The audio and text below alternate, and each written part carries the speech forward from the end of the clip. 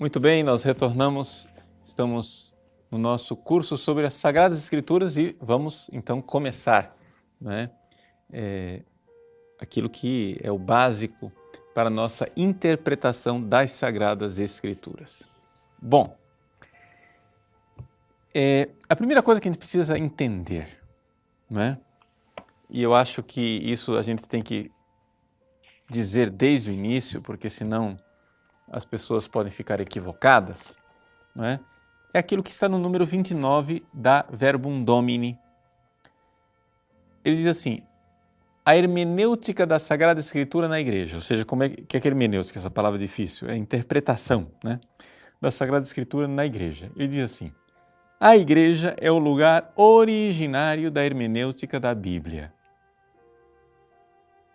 Ou seja, você quer interpretar a Bíblia? Você precisa estar na igreja. Se você não está na igreja, você não vai conseguir interpretar a Bíblia. Tá? Isso é básico e é fundamental. Por quê? Vamos lá. Vejam, nós queremos nesse curso fazer com que você tenha um amor imenso às Sagradas Escrituras. Mas, sem, digamos assim, desprestigiar as Sagradas Escrituras, eu devo fazer você notar algumas coisas. Aos domingos, quando você se levanta para professar a fé na missa, você diz assim, creio em Deus Pai Todo-Poderoso, Criador do céu e da terra, etc. Creio em Jesus Cristo, creio no Espírito Santo. Mas você já parou para pensar que você não diz, eu creio na Bíblia?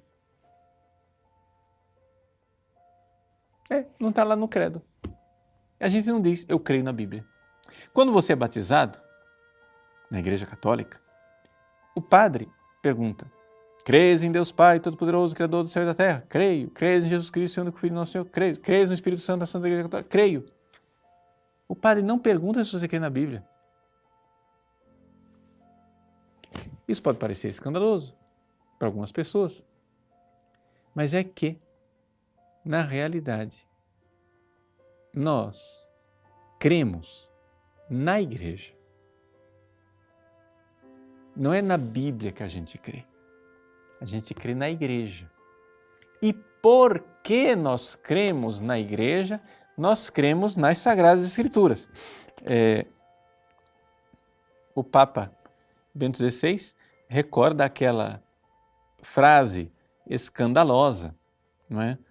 De Santo Agostinho, que está citada inclusive no Catecismo da Igreja Católica e que está aqui, né? Na Verbum Domini, é a nota 88, está no número, isso aqui faz parte do número 29, né?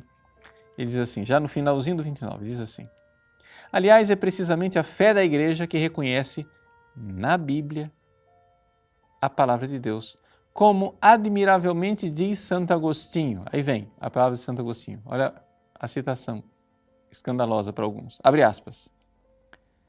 Não acreditaria no Evangelho se não me movesse a isso a autoridade da Igreja Católica.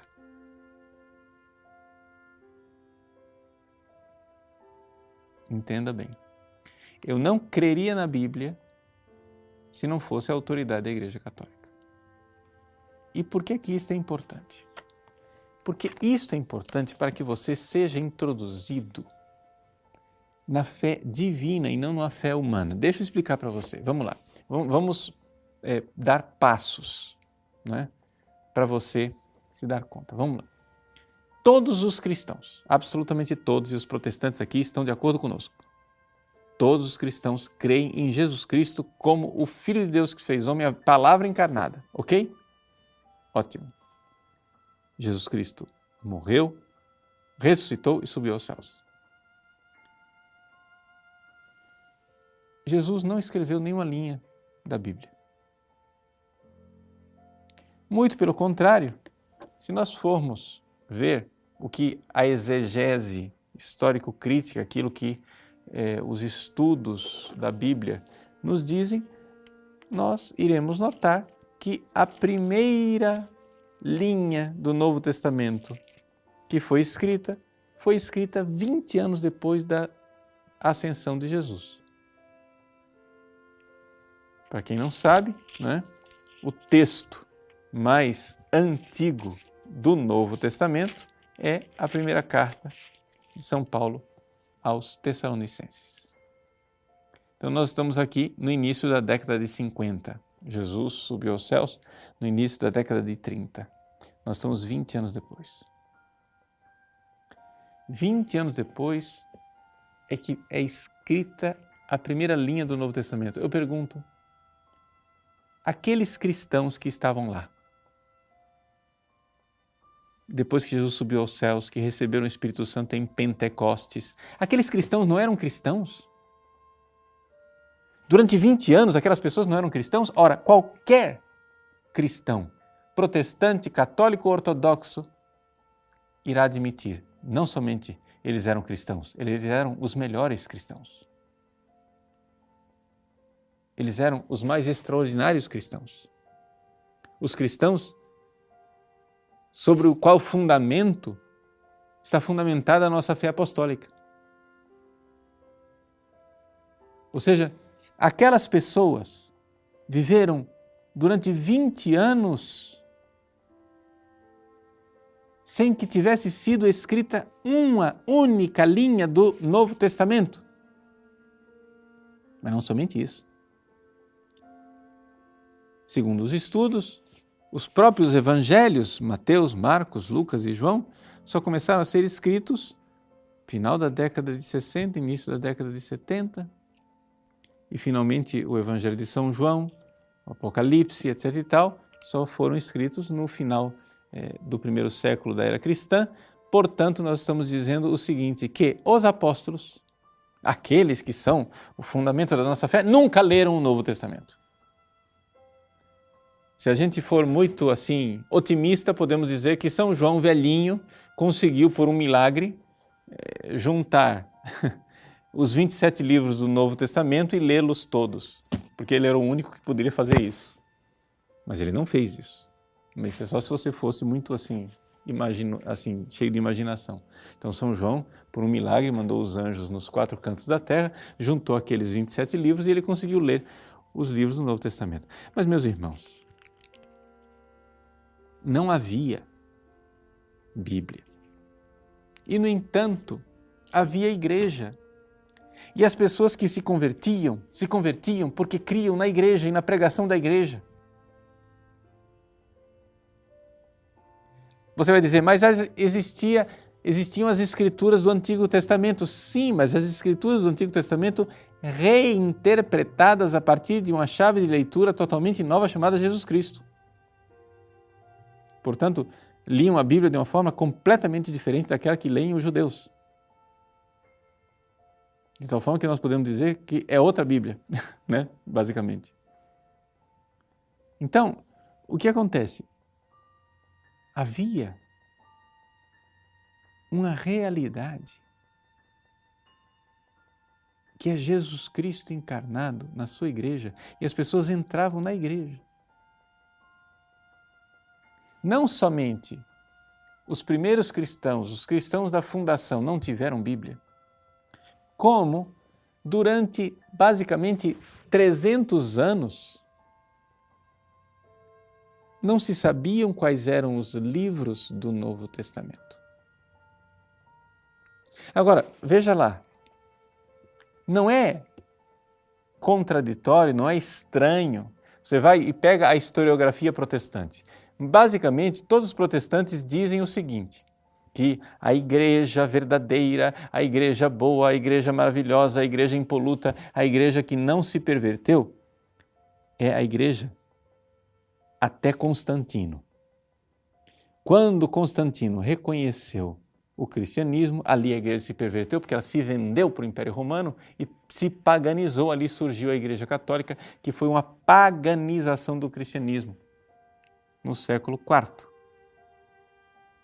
Mas espera lá, meu irmãozinho, não é estranho, não é muito estranho, que exatamente a época que você diz que a Igreja Católica se perverteu foi a época que nos deu o Novo Testamento? Porque foram os concílios da Igreja Foi o Papa reunido em Roma, naquela época lá do século IV, que nos fez a lista dos 27 livros do Novo Testamento. Então, por favor, me desculpe, você se decida. Ou o quarto século, os papas e os bispos perverteram a igreja e tinham uma fé tão corrompida e tão paganizada que ali começou a desgraça do anticristo, que é a Igreja Católica. Ou então esses mesmos homens, nesta mesma época, foram os homens tão iluminados por Deus e tão cheios do Espírito Santo que souberam selecionar naquele mar de livros, naqueles vários evangelhos, porque havia o evangelho de Simão, o evangelho de Maria, o evangelho de Nicodemos, né? Naquele mar de cartas, cartas de Barnabé, de não sei quem mais, etc. e tal, eles souberam escolher os 27 livros do Novo Testamento, que você, aliás, venera e beija. Pronto. Se decida. As duas coisas não dá. Ou a Igreja Católica, com os seus bispos e papas, são a paganização, são a besta, não é? São a própria besta fera. E, portanto, estão longe do verdadeiro cristianismo, ou eles são as pessoas iluminadas que te deram os 27 livros. Agora, senão você vai ter que me explicar como é que magicamente esses 27 livros foram selecionados. Por quê? Porque metade do mundo protestante ficou escandalizado quando Dan Brown fez o tal do Código da Vinci e revelou para a humanidade aquilo que a Igreja Católica já sabe há 2000 anos.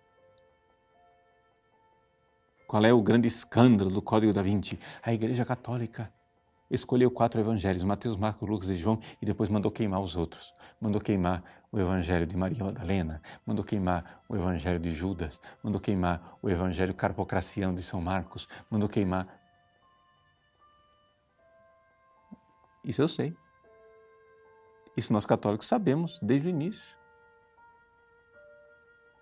Mas isso só é escândalo para os protestantes que nunca se deram conta, que nunca pararam para pensar de onde é que vieram esses livros. Está aqui, eu estou com o texto grego, não é?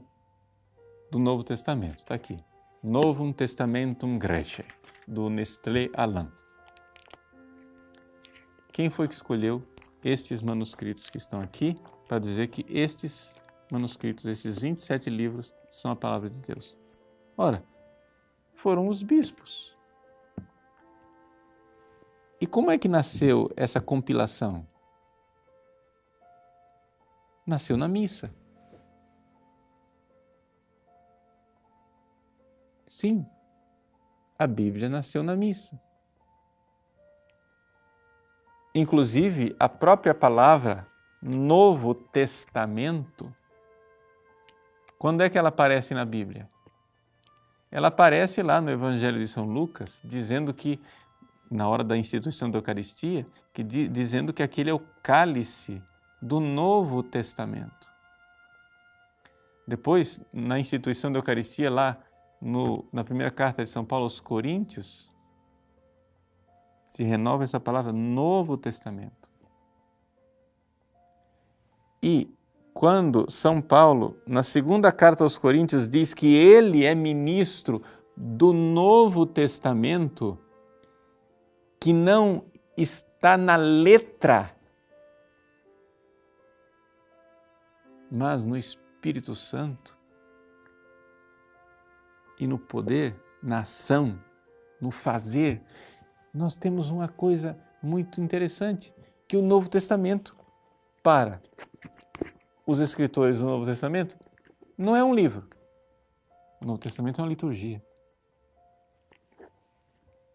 O Novo Testamento é a Bíblia, vivida na liturgia, ou seja, é a missa. É ali que nasceu Os velhos bispos, eles ouviam a leitura daqueles evangelhos e ali reconheciam a fé apostólica. Diziam, não, esse evangelho aí você pode ler, esse é Jesus. Põe na nossa listinha. Sabe como é que chama essa listinha? Chama-se cânon, em grego. São os livros canônicos. Pode pôr na listinha. Esse daqui dá para ler na missa. Aí aparece lá um evangelho de Judas, o bispo lê e diz, não, esse não é Jesus. Isso não pode ler na Bíblia, na missa, perdão. Você não pode ler na missa.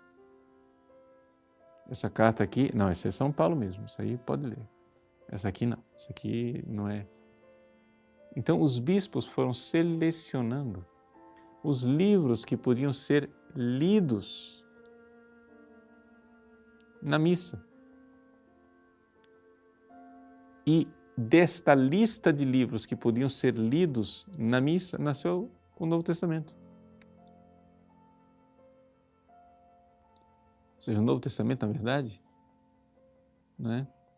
nasce do Novo Testamento, que é a Eucaristia. Ou seja, a nova aliança.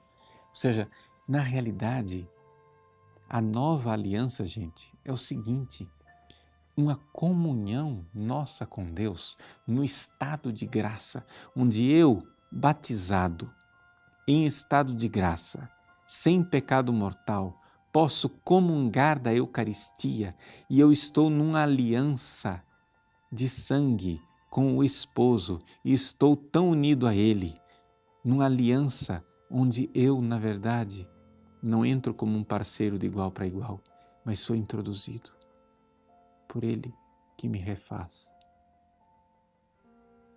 Ele me refaz. Eu entro na comunhão, na aliança. E aí, nesse sacramento, é evidente, se esse sacramento é ação, então eu preciso, na fé, receber essa palavra que vai me transformando por dentro, vai me fazendo, porque o justo vive pela fé e é de fé em fé que eu vou cada vez mais sendo gerado nesta santidade, neste organismo espiritual que vai crescendo dentro de mim e vai realizando algo, e vai fazendo algo. Isto é a nova aliança. Isso é o Novo Testamento. Kainé diatheke quer dizer isso, Novo Testamento, nova aliança. É a mesma coisa, a mesma palavra. Então, veja, na verdade nós precisamos comer a palavra na comunhão, na Eucaristia, para que a gente possa se alimentar da palavra nas Escrituras. Então, duas coisas intimamente ligadas.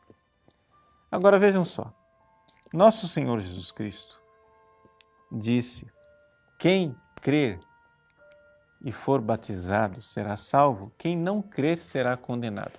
Ora, vamos lá. Esta injunção de nosso Senhor, que diz que quem crer e for batizado será salvo, quem não crer será condenado. Ora, ele não faria uma exigência impossível de observar.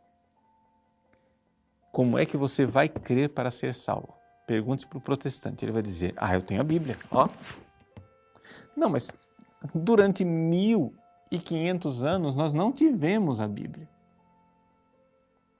Nós tínhamos sim a Bíblia, mas as pessoas não tinham a Bíblia. Por quê? Veja só. Vejam como a igreja se alimenta maravilhosamente. Eu quero que vocês entendam o seguinte: nós estamos aqui dando um curso para ensinar você a amar as Sagradas Escrituras, mas eu quero que você entenda o seguinte: veja o limite histórico do que nós vivemos no momento atual. Vamos só para recapitular o que eu já disse até agora. Durante 100 anos, a igreja, no seu período mais vigoroso, no seu período apostólico, no seu período fundacional, no seu período em que a revelação ainda estava sendo feita, ela não tinha a Bíblia. Não o Novo Testamento. E o Antigo estava sendo todo relido. Aí depois que estava tudo escrito, durante mais 200 anos, houve debates para saber quais eram os livros da Bíblia. Marcião queria pôr poucos. Os gnósticos queriam pôr muitos. A igreja, então, quando finalmente vem a época constantiniana e ela consegue fazer concílios, ela decide, bate na mesa e diz, parou a briga, são só esses 27. Então quer dizer que até o terceiro, quarto século, nós nem sabíamos quais eram. Já tinha sido escrito o Novo Testamento, mas nós não sabíamos identificar entre aqueles vários livros quais eram os livros do Novo Testamento. E de agora, que daqui para frente está identificado, ninguém tinha condições de ter a Bíblia.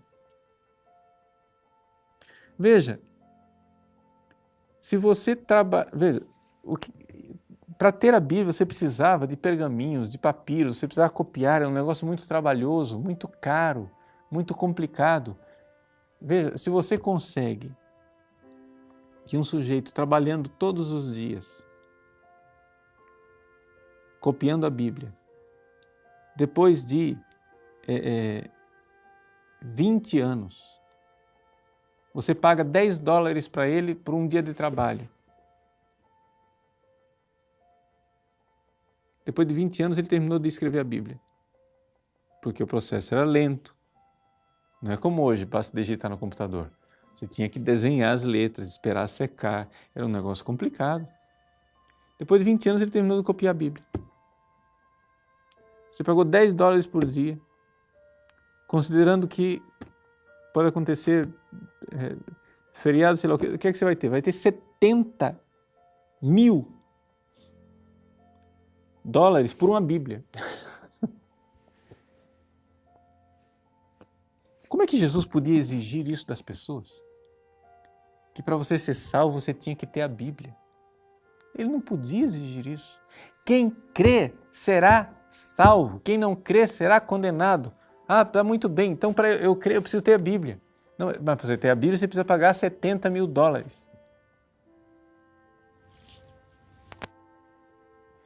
Impraticável. As pessoas não tinham a Bíblia.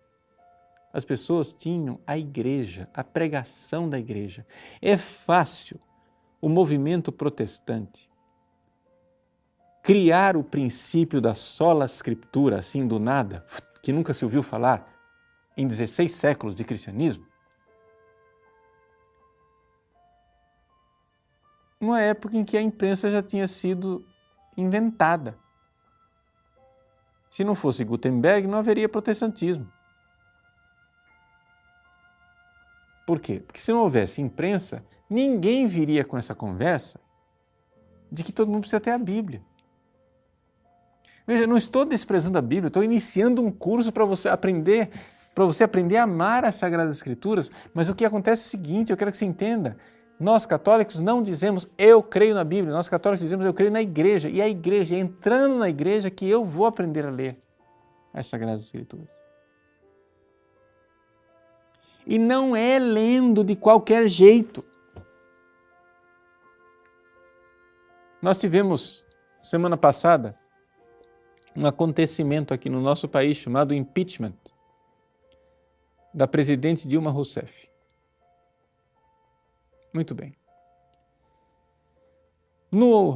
Na sessão de julgamento, o presidente do Supremo Tribunal, Teori Zavascki, o ministro Teori Zavascki, concede uma interpretação doida da Constituição, dizendo que o impeachment é divisível, a pena do impeachment é divisível.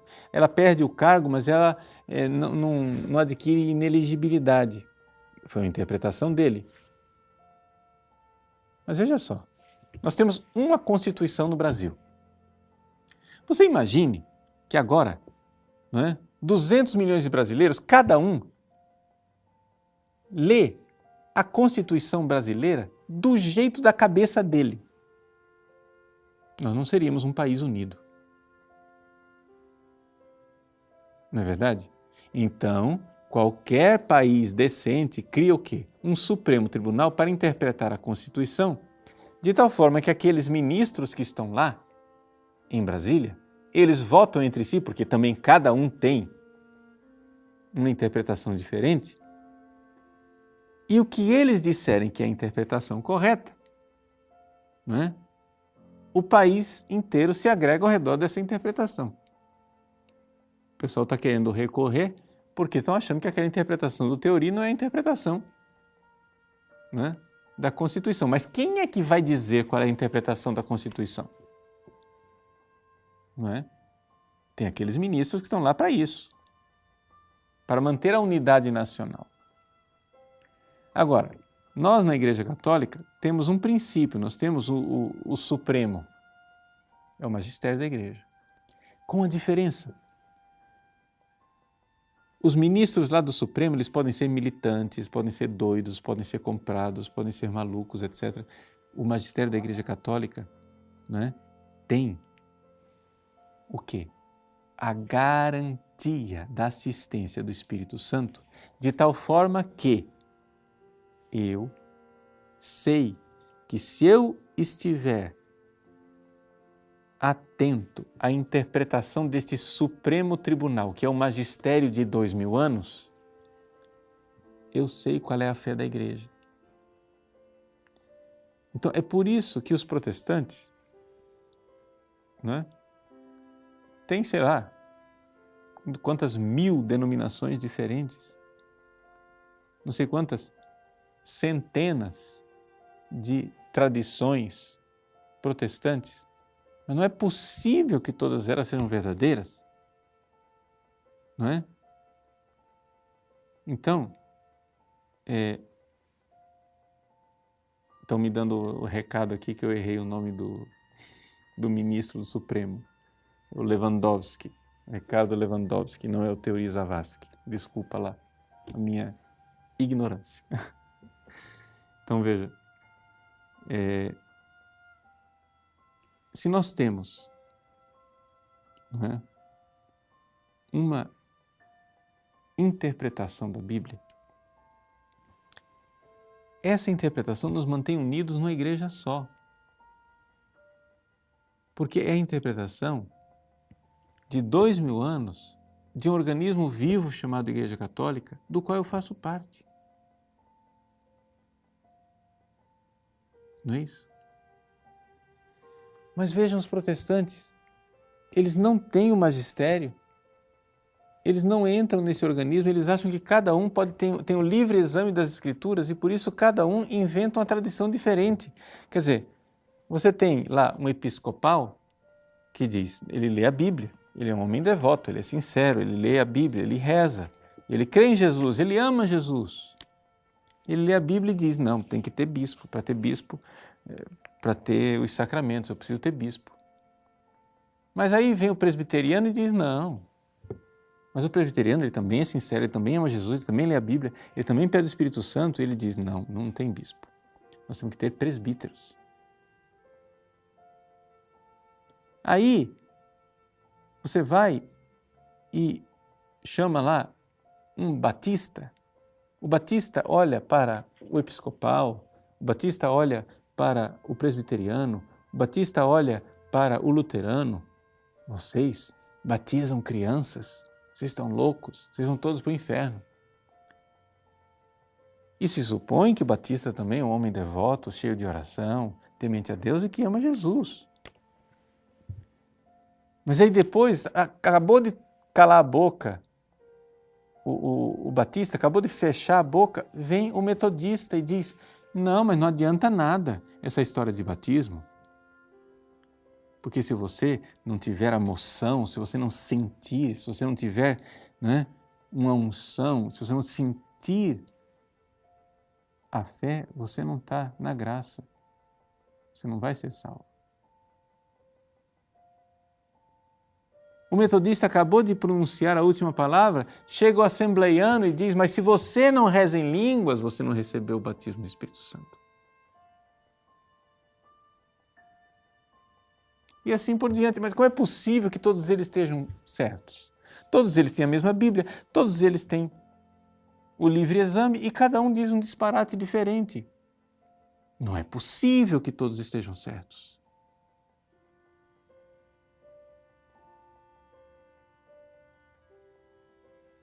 Ora, tem que haver uma igreja onde Jesus disse: estarei convosco todos os dias. Ele não disse assim: eu estarei convosco até Constantino, depois eu vou dar um passeio por aí e volto no século XVI. Não pode ser. Ou ele está na igreja, com o magistério da igreja e com os santos da igreja durante 2000 anos, né? Ou seja, onde estavam os protestantes antes do século XVI? Fala para mim. Todos os monumentos cristãos atestam a fé católica. Todas as igrejas que existem antes do século XVI estão lá atestando a fé católica, a interpretação católica, a forma católica de viver. Onde estava o cristianismo? Onde está o estarei convosco todos os dias? Não tem cabimento. Então nós vamos ler a Bíblia. Vamos lá, gente. Nós amamos a Sagrada Escritura. Mas para amar a Sagrada Escritura, eu preciso estar na fé da igreja. Esse é o nosso convite para você. Vamos fazer parte desse corpo maravilhoso que é a igreja e poderemos ler a Sagrada Escritura. Espero que você goste, desfrute e faça bom proveito desse curso a respeito das Sagradas Escrituras. Deus abençoe você. Em nome do Pai, do Filho e do Espírito Santo. Amém.